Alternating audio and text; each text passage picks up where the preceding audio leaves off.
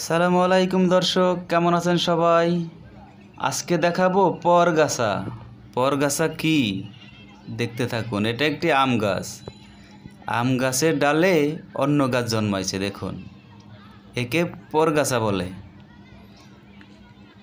কি সুন্দর দেখুন, জড়িয়ে আছে গাছগুলো, ঢেঁকি শাকের মতো দেখতে।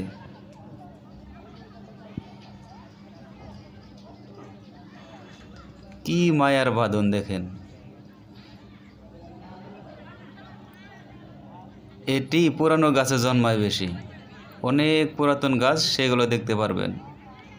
এ পরগাছার সৃষ্টি হয়। আল্লাহর কুদরত দেখুন কিভাবে তারা বেঁচে আছে, অন্য গাছকে আঁকড়ে ধরে বেঁচে আছে।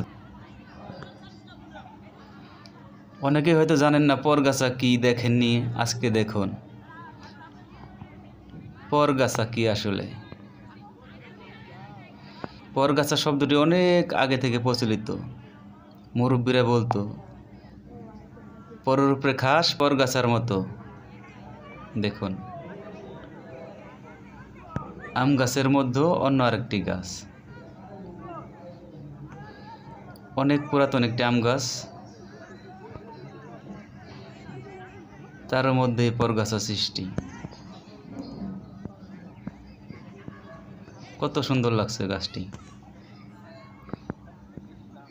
আরেকটি গাছ দেখাবো এখন, চলুন তাহলে।